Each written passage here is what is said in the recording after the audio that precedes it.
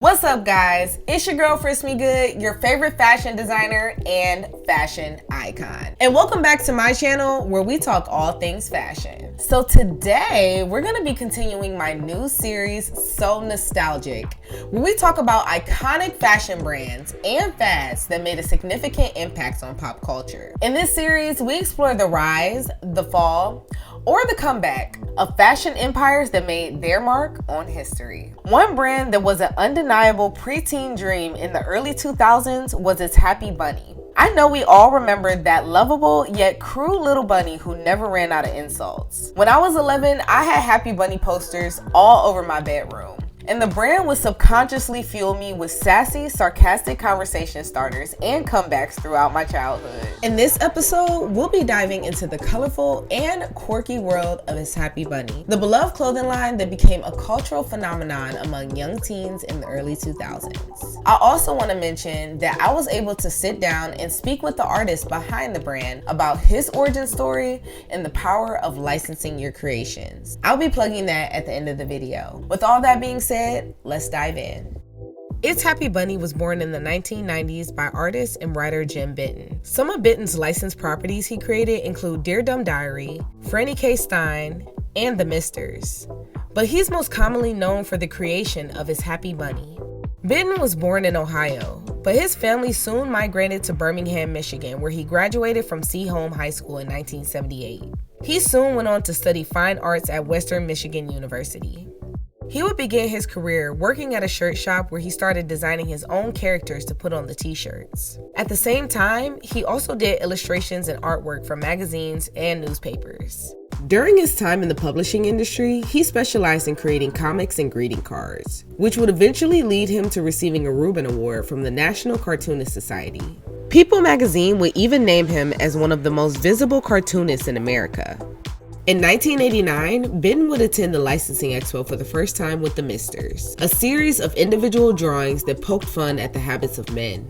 His 10 by 10 foot booth was humble yet impactful. He would tell the Wall Street Journal, quote, "I masqueraded as an intellectual property owner with my dumb little suit and my alert little briefcase." By 1998, his Spy Dogs characters were licensed and became an animated series, The Secret Files of Spy Dogs, that aired on Fox Kids. Behold, the dog. We know him as man's best friend. But what do we really know?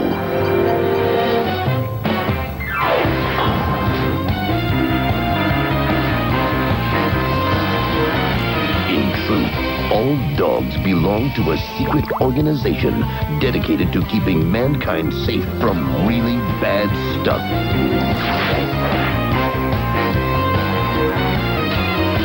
These are their amazing true stories. These are the secret files of the Spy Dogs. Licensing his own creations brought him widespread attention on his artwork. When his Happy Bunny was first created, nobody got the joke, so he tucked the character away in his portfolio. Later, he dabbled with the licensing of the Rude Little Rabbit, but didn't get serious until 2001. He would hire a licensing agent by the name of Carol Postal. She was the president of the New York-based Cop Corp Licensing. Carol knew the executives at Hot Topic and introduced them to the artists. They loved the attitude of Benton and his animated character. Postal would broker a licensing deal between Benton and some manufacturers who supplied t-shirts, buttons, magnets, and keychains to Hot Topic. Happy Bunny stickers would hit the stores in several hundred locations. The stickers were such a success that Benton drew even more variations of the character, and more Happy Bunny merch would follow. Hot Topic had the character exclusively for nearly 2 years, but soon after, its Happy Bunny was in several hundred stores. The character quickly gained popularity through his wide variety of merchandise. Jim, known for his witty and humorous illustrations, brought his mischievous bunny to life, and eventually merchandise was sold at novelty shops all across North America. The character's sarcastic and often sassy one-liners resonated with a broad audience, especially teenagers and young adults. This led to further expansion of the brand into the world of fashion. Its Happy Bunny's ascent to fame wouldn't come without controversy though. The brand had numerous fans in fits of laughter, while others raised an eyebrow or two in contemplation of the crude catchphrases. To combat the critics, Benton would make slight adjustments to his character to reach a younger audience by using more ego-centered quotes. Those sayings would include one-liners like, "It's all about me, deal with it," and "It's not fair to you how cool I am." The artist would go on to say, "I don't think a sociopath would get it. People with no internal editor wouldn't find it funny." He was convinced that it takes a sane, well-adjusted individual to understand the appeal of It's Happy Bunny. By 2007, his intellectual properties included the rabbit and a cluster of other characters. It made him a standout in the industry, dominated by big entertainment companies. By that time, It's Happy Bunny was licensed to more than 100 companies worldwide. And that year, retail sales for the rabbit soared to nearly $200 million. The brand continued to evolve with collaborations and limited edition releases, teaming up with other brands to create exclusive designs. It's Happy Bunny will make its mark in popular culture through memes, fan-curated content, social media, and more. When I was researching this topic, I was overwhelmed by the amount of fan-made content with copywritten music that flooded the Happy Bunny search on YouTube. These videos would feature slideshows with Happy Bunny sayings and random alternative music from 2006. I also discovered Happy Bunny fan animation, where users would create their own crude or sassy storylines. These videos garnered thousands of views over the years, and creators would use the software Go Animate to create miniseries for fans to watch. How is this on TV? It seems a little too vulgar, even for TV standards. Well, I've got news for you. You're old bitch.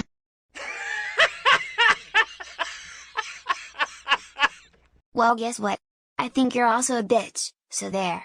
Also get out of my house. I really need to stop leaving my front door unlocked. The end. And I cannot forget to mention the It's Happy Bunny MySpace takeover. I remember using Pimp My Profile to curate the perfect layout. Ingeniously incorporating the bunny to infuse your page with a bold yet expressive vibe was the pinnacle of the Y2K girlhood experience. People will also use websites like Blingy to adorn their profiles with glittery gifts that incorporated the lovable little character. The brand would eventually transcend its merchandise and expand into book publication. Scholastic's line of It's Happy Bunny books were among the top sellers at major bookstores, with one of my personal favorites being The Good, the Bad, and the Bunny. It's Happy Bunny even did its part for the youth with an anti-drug campaign in 2006, with merchandise saying things like drugs, the perfect choice for kids who want to be stupid but weren't born that way. Another says meth, finally a simple way to become a twitchy idiot in no time. The partnership printed a limited 400,000 stickers and 200,000 posters. Officials at the time hoped retailers would order the drug-free bunny items to sell in their shops. Once specialty stores got a hold of It's Happy Bunny, the clothing became extremely popular among girls between the ages of 11 and 17. Some of the fan favorites included the Happy Bunny Days of the Week underwear, saying every single day of the week sucked except Friday. The school supplies merchandise was also extremely popular with the youth, with notebooks, pencil pouches, and book bags being top sellers. These dead stock items can still be purchased on eBay, Etsy, and Poshmark. Since its inception, the brand has received numerous accolades from Licensing International, including Best Art Brand License of the Year, Best Character Brand of the Year, and Best Character Brand Licensee in both the soft and hard good categories. While trends come and go, It's Happy Bunny has left an ineradicable mark on the fashion landscape. Today, many still fondly remember the brand, and its cheeky merchandise has become collector's items for those who cherish the nostalgia of the early 2000s. It's Happy Bunny can be found at a multitude of online retailers and resale websites. In 2022, the brand teamed up again with Hot Topic, Goody Two Sleeves, and Broken Promises at Zoomies to create new merchandise that continues to embody the early 2000s fashion renaissance. With products already on the market and more on the way this year in 2024, nostalgia lovers can tap into their early 2000s fantasies with the return of It's Happy Bunny. So as I mentioned earlier, I was able to sit down and speak with Jim Benton in an exclusive interview. We spoke candidly about the power of licensing your intellectual property, and he was able to give some advice for budding artists in the industry. I'm super excited to share it with you guys, so let's get into the interview. The last thing you'd ask me is when it started to sort of decline a little bit. Yes. So and like I said, it's not so much that it stopped doing well, but your retailer only has so much real estate to sell something in. And this type of marketplace, it's driven by newness, like people want new stuff. So you just kind of get elbowed to the side a little bit. And in certain markets, there's certain people that have kept selling it all along. And when we relaunch, as we're relaunching it right now, it's in Hot Topic. And if you go to getmoneystuff.com, that'll take you over to Goody Two Sleeves. And so, and then a couple other licensees that we had a long time ago, they want to get back into it. So we're kind of getting the band back together again. Nice. When that happens and that hits the market, it'll be new again, right? It's a new, and so we'll have a little bit of that experience again. So, but in licensing, that's just kind of one of the hard realities of it. Sometimes people think that their license is, hey, this is Mickey Mouse. This is going to go on forever.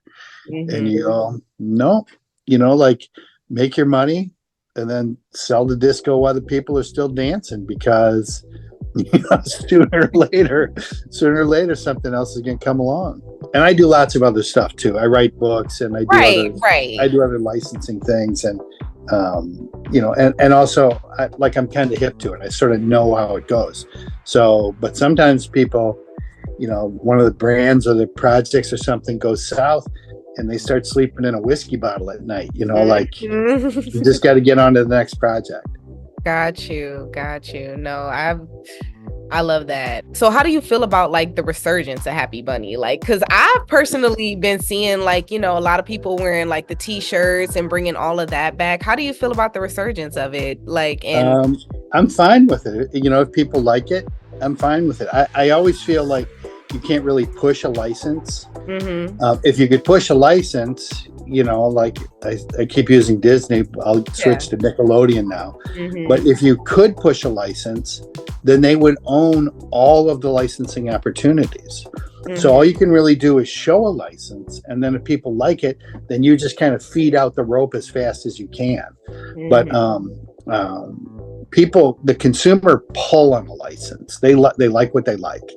And so if people like it, that's great. And they'll like it for a while, then they'll like something else. Exactly. They'll start saving up their money and buying tennis shoe corsets. Okay. Definitely. Let's hope so. This is kind of my last question, but do you have any advice in general for young artists who are just now starting out and just beginning? I love this question, Sierra. I love this question because I get it all the time. And my daughter's actually an artist. My son is a musician, Griffin Benton. My daughter's name is Summer Benton. You can find them both on Instagram. And there's a couple things you have to do. First off, you have to realize that you are not your work. So if somebody doesn't like your work, if you pitch a book or you pitch a project and they don't buy it or they don't like it, they're not rejecting you. They're rejecting that project, and they're rejecting it for reasons you can't know.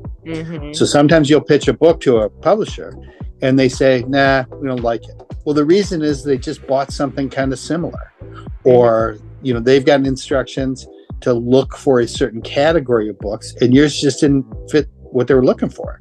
In 2 years, they might love it, right? I sold a book called Comet the Unstoppable Reindeer that had sat around written on a piece of notebook paper for 20 years before I pitched it anywhere. Wow. So, sometimes it's just timing.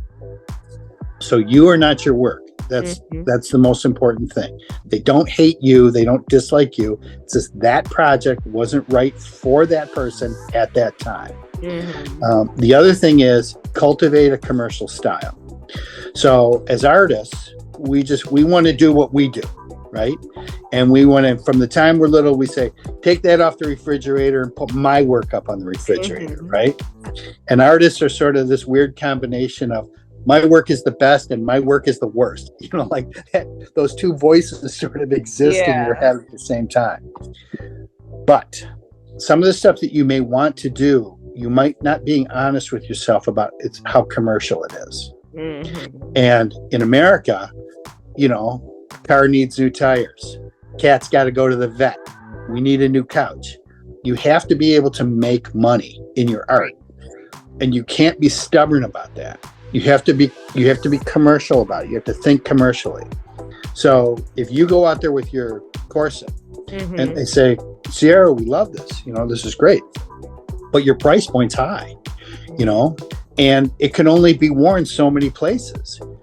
People won't wear this to the grocery store. This is kind of a hot look. This is kind of a club look or a, Saturday night, whatever, going somewhere look. So you might say, yeah, you know what? Maybe I need to think of another product that I can sell. It's maybe a lower price point and maybe it's more day wear, right? Mm-hmm. Like the clutch purse you were talking about or something like that. Yeah. Things like that. Or maybe artwork that features your interpretation of the shoes or, you know what I mean? Mm-hmm. Like stuff like that. Like if you go into a Tiffany store, well, up front, they got the diamonds and platinum, but in the back, they got the little silver hearts, right? Right. Well, the silver hearts is because not everybody can shell out $20,000 for a piece of jewelry, but they still want something important and significant from Tiffany's. So they go and then maybe they get a silver heart this year because maybe next year I'll get the platinum and diamonds, but I'm sticking to the silver heart this year, right? So it's really, really good for you to think commercially. Like maybe you need something in your line that you can draw faster. That's another thing is you see some artists and their work is just meticulous. But the way they've decided to work, they can create, 2 works a year or, they can write 1 book a year. Yeah. Or you cultivate a way to work quicker. And remember, one of the first questions you asked me was how I started, and that was a t-shirt shop. And man, you got to learn how to work fast in a t-shirt shop. Right. Because a lot of people coming in, they want that stuff the next day, and you got to learn to work quick. So cultivating a commercial style, cultivating commercial techniques is an important reality. It's an unfortunate reality. I wish everybody could do exactly what they wanted, but they're not buying a whole lot of Jackson Pollocks. You know what I mean? So that would be my next piece of advice. And then the other one is that sometimes when artists are starting out and they start to compare themselves to, maybe friends they know who are going into medical field, or they're going into accounting, and they're going into. Then when those people go to school for that, their job is to remember things, right? The professor says something, they remember it, and then there's a test, right? That's their whole reason to exist. A creative person, their job is to create the things worth remembering. That's much harder to do. It's like sorcery, right? You're going to conjure something out of nothing, and people are going to remember it. They're going to want to remember it. And that's a different, you're moving in you're swimming in a totally different ocean. Wow. And that's why I believe it is absolutely worth it to live a creative life. I think so too. Yeah. Awesome. That is amazing advice. And I do have another question that I just thought of.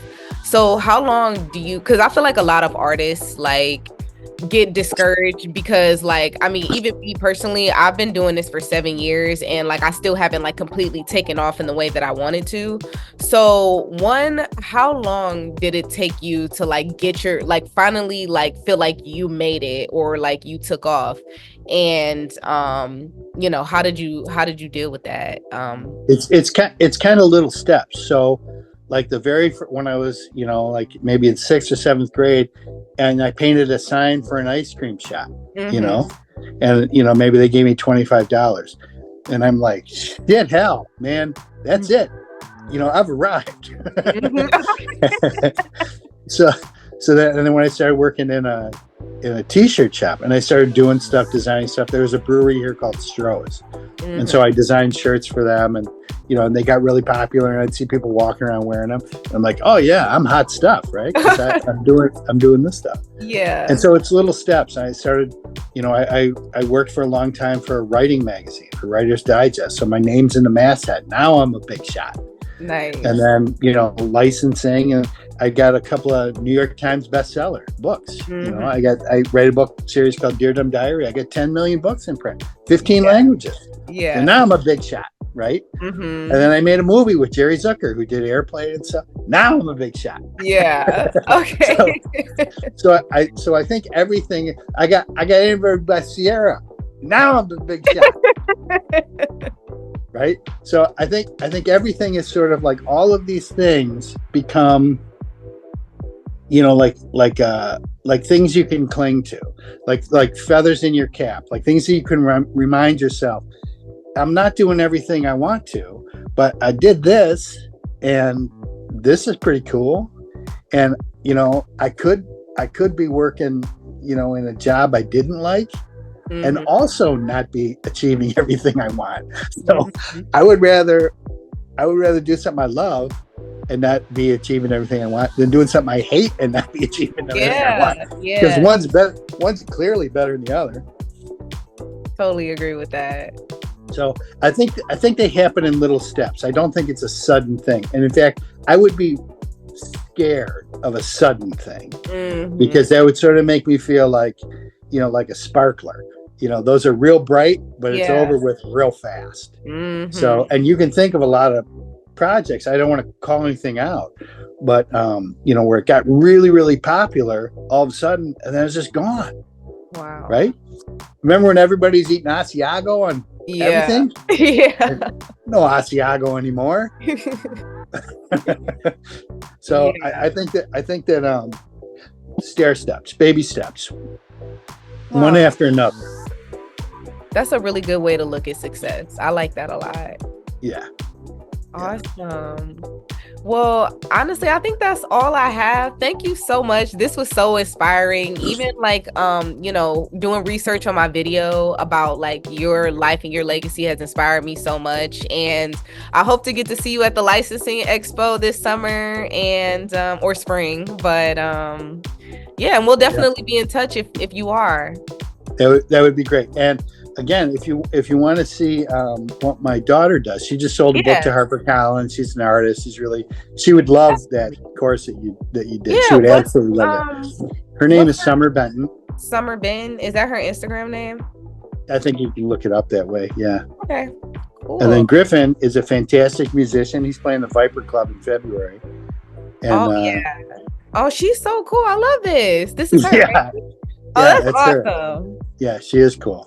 And Griffin Benton, he's a terrific musician. You can find him on Spotify and stuff like that. Like I say, he's playing the Viper Room in LA. That's Johnny Depp's club. Awesome. Well, yeah, I'm definitely going to follow them right now. This is awesome. Well, thank you so much. We'll definitely be in touch in the future. I really appreciate all your advice, especially about the licensing thing. Thank you for like getting my expectations together, because like just in case. Yeah. And also, Sierra, you can contact me anytime you want. It doesn't have to be an interview. If you just want to ask about somebody, I know some of the people in the business, and if somebody offers you a deal, you might want to, give them a sniff test and just say, are these guys any good or not? I will. I'm happy to talk to you about it. I think that course of yours is going to explode too. Oh, I really, really do. I think that's got so much potential. That means a lot coming from you. So I'm ready for it to happen as soon as possible. Alrighty. Well, thank you. Talk soon. It was extremely insightful being able to speak with Jim about his ventures as a Midwest freelance artist. One quote that really stuck with me was about how some people have jobs that require them to remember things, but as artists, it's our job to create things that people remember. And that's so true. But guys, that was the vibrant history of how It's Happy Bunny went from a doodle that was hidden away in a sketch pad to becoming a symbol of wit and humor in the Y2K Renaissance. I really hope you guys enjoyed this deep dive, and if you have any memories of your favorite Happy Bunny items or quotes, let me know in the comments below, or leave me a comment letting me know what fashion empire you want to hear about next. Don't forget to like, subscribe, and hit that notification bell so we can talk all things fashion. Okay, bye.